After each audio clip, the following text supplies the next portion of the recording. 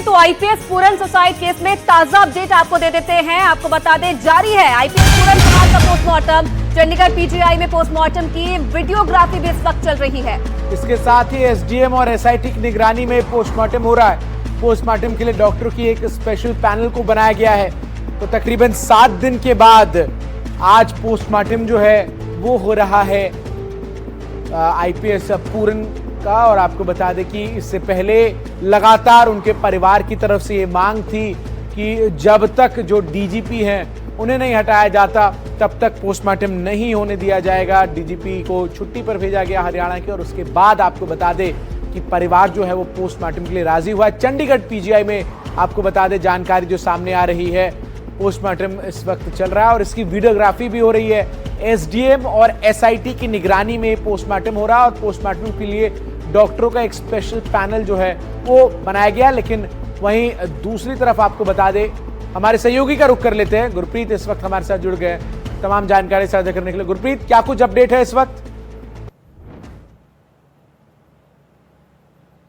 बिल्कुल, हम इस वक्त पीजीआई में हैं और सबसे पहले तस्वीरें दिखा देते हैं। यहाँ पे पोस्टमार्टम लगातार चल रहा है। 9 बजे के बाद पोस्टमार्टम स्टार्ट हो गया, उसके बाद लगातार जो प्रक्रिया है वो चल रही है। आप देख सकते हैं सारी की सारी गाड़ियाँ यहाँ से घूम के आ गई है। तो कहीं ना कहीं लगता है कि पोस्टमार्टम कुछ समय के बाद ख़त्म होने वाला है। आपने देखा कि जो डिसीज्ड आईपीएस ऑफिसर है उनकी पत्नी ने एक स्टेटमेंट भी जारी की है जिसमें उन्होंने कहा कि हरियाणा गवर्नमेंट ने हमें आश्वासन दिया है कि जो ऑफिसर्स का नाम सुसाइड नोट में है उनके खिलाफ एक्शन होगा। वहीं चंडीगढ़ पुलिस ने फेयर इन्वेस्टिगेशन का भरोसा दिया है। इसको लेके हमने कंसेंट जो ऑफिशियली एसआईटी को दे दिया और आज पोस्टमार्टम हो रहा है और 4 बजे के करीब क्रिमेशन होगी, जो सूत्रों के हवाले से पता चल रहा है। लेकिन कुल मिला के पिछले 8 दिनों में हमने देखा कि लगातार जो फैमिली थी और हरियाणा सरकार थी उसमें एक डेडलॉक था और डेडलॉक को लेके कई मीटिंगें हुई हरियाणा सरकार में भी, और हरियाणा सरकार के अधिकारी और परिवार के मेंबर लगातार मीटिंग करते रहे। लेकिन परिवार इस बात पे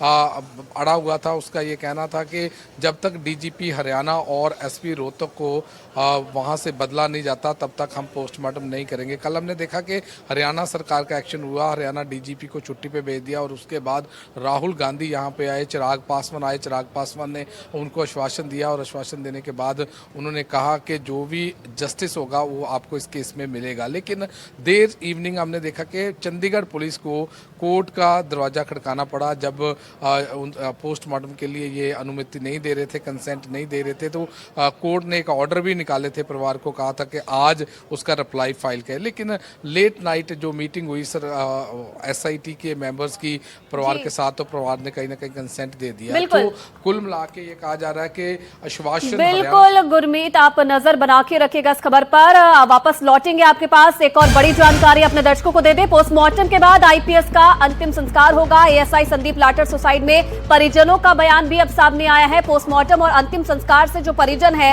उन्होंने इनकार कर दिया है। आईपीएस पूरन की पत्नी को अरेस्ट करने की मांग भी परिजनों की तरफ से की गई है। एएसआई मौत के लिए आईपीएस की पत्नी को जिम्मेदार ठहराया गया है। ये पूरा मामला लगातार अब पेचीदा होता हुआ नजर आ रहा है, जहां एएसआई संदीप लाठर सुसाइड मामले में परिजनों की तरफ से बयान सामने आया है। उन्होंने पोस्टमार्टम और अंतिम संस्कार से इनकार कर दिया है और साथ ही शर्त रखी है कि आईपीएस पूरन कुमार के परिवार को अरेस्ट किया जाए।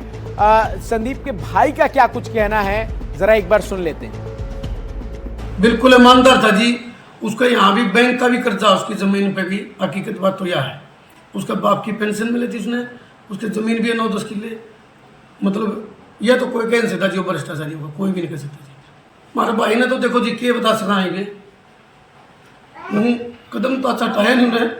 बाकी नहीं है जिंदा रह लड़ाई लड़नी चाहिए थी उसने। मैं तो ये चाहूँगी कि उसने अपना गोली मारी ने, जो वहाँ धरने पर बैठे थे 5-7 तक उनके गोली मार देता। देश के 5-7 गद्दार तो घटना थी। जो इसके समर्थक वहाँ गए हैं, इनके समर्थक का सारा केस दर्ज होना चाहिए जी। इसका घरवाली को अंदर करेंगे जब हम इसमें दाह संस्कार कराएंगे जी। क्या लग गया आपके?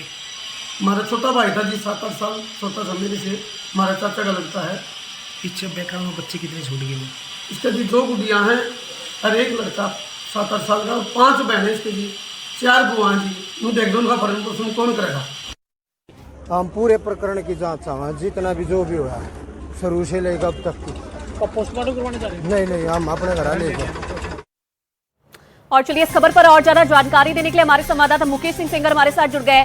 मुकेश, कहीं ना कहीं जो आईपीएस की मौत की गुत्थी जो सुलझती हुई नजर आ रही थी वो अब और उलझ गई है एएसआई संदीप की आत्महत्या के बाद में, जिसमें उन्होंने आईपीएस पर कई जो बड़े आरोप है वो लगाए हैं और उधर परिजन ये कह रहे हैं कि आईपीएस की पत्नी को अरेस्ट करो, उन्हें जिम्मेदार ठहरा रहे हैं।